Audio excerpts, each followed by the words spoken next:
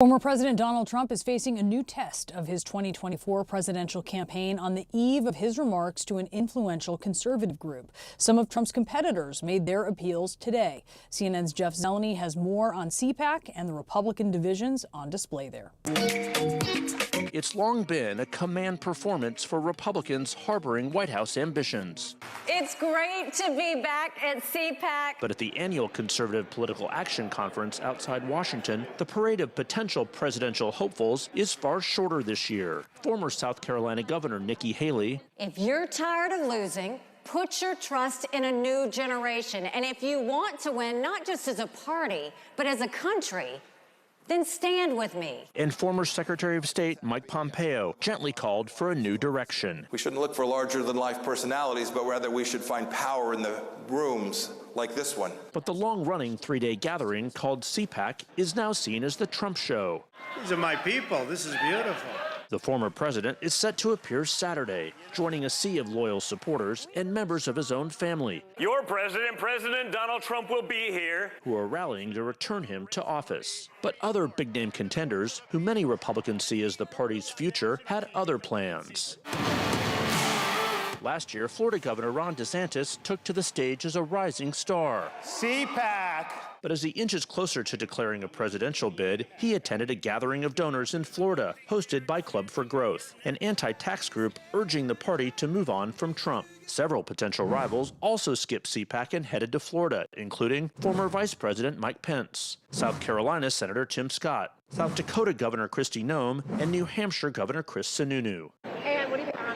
But adoration for Trump was on full display at CPAC, where Evie Phillips took a seat at a replica Resolute desk against a backdrop of a faux Oval Office. Trump first, and then DeSantis, let's do that in 28. Colleen Hoffman is from Jacksonville, Florida. She wore a DeSantis hat, even as she sported a Trump sticker. She said she's torn, but believes Trump is the stronger choice for 2024. I really love this hat because it's like, let us alone, you know, I love it, but as of right now, I'm going to vote for Donald Trump. At the early stage of the campaign, it's hardly a two-man contest, as Vivek Ramaswamy, an Ohio businessman who jumped into the race last month, made clear on the CPAC stage. When we rallied behind the cry to make America great again, we did not just hunger for a single man. We hungered for the unapologetic pursuit of excellence. That is what it means to be an American. Yet even as the Republican field grows, the conversations at CPAC and the comparisons between candidates always came back to Trump. I think Governor DeSantis is wonderful. I think he's amazing. I just don't think it's his time quite yet. I think if he could just give it 4 years, I think he'd be a great successor to Trump. So in the middle of all this celebration of the former President Donald Trump, these gentle calls to turn to a new generation, not met with a lot of applause here today, Brianna. Clearly there is a respect for these candidates, but there is a love for Donald Trump. So when he arrives here tomorrow, the question, what does he do? Does he start distinguishing himself from some of his rivals? His aides say, count on it. Yeah, it's going to be tough. This really shows us the divide there. Jeff, stay with us if you would. I want to bring in CNN's Adi Cornish to the conversation. Adi, I mean, we look at CPAC. How much does this illustrate the challenge ahead for any possible Trump challenger?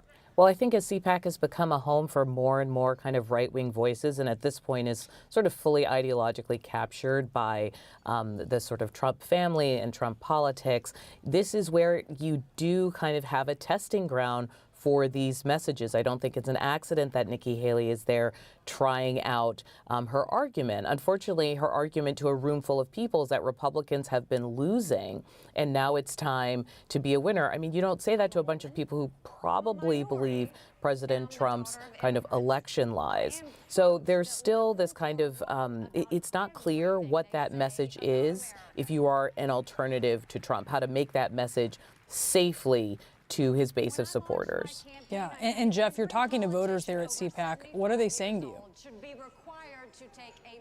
Well, this is a sea of true believers. I mean, the merchandise on display, every type of Trump 45. Of course, he was the 45th president, trying to be the 47th, is on display. So this is his crowd. But if you talk a little bit deeper to them, there is a sense of, is he the future of the party? That, of course, is his burden, to show that he can be the future of the party as well. But one thing that is so different at this CPAC, and we've covered so many of them, is when there's a Democrat in the White House. This is the year before the presidential election, that is supposed to be the testing ground, the proving ground for Republican candidates to talk about conservative policies, conservative ideas, much less talk about conservative policies, the debt and other things, than a cult of personality around the former president. So that's why this event is so different.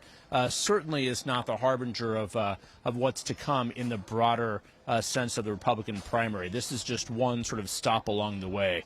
The actual real Republican voters and others out there will certainly make this decision. But this is essentially a Trump rally spread over 3 days in a hotel here just outside Washington. So not necessarily a broader sample of what some Republicans are looking for. Yeah, Adi, and you make such a good point, Adi, when you say that Nikki Haley is saying to a group of people who may think that Trump won, hey, if you're tired of losing, they don't think that he lost necessarily. But she still has to convince them that she can win.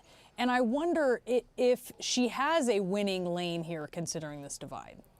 And another question is, how many other people are going to be in that lane? I mean, technically, Mike Pompeo would be in that lane. Even the former Vice President Pence would be in that lane. The alternative to Trump lane that maybe is still kind of aligned or connected to what would be considered kind of establishment Republican values, or people who are making the argument that they could perform much better in a general election.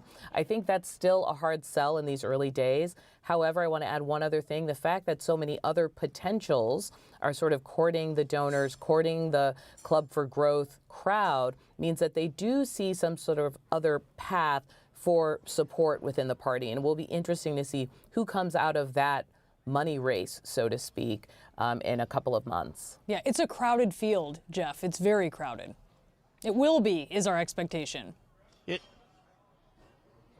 It is, and of course, every new face, the larger the field, the more it benefits the former president, no doubt about it. That's how he came to win the nomination back in 2016 after that very large 2015 primary fund. So that actually is the bigger point here. The donor event down in Florida, some donors are trying to get behind Governor DeSantis or others, trying to keep this field small. That is going to be the thing to keep an eye on, that we'll be talking about for the days to come. How many candidates will be on that debate stage in August at the first Republican debate?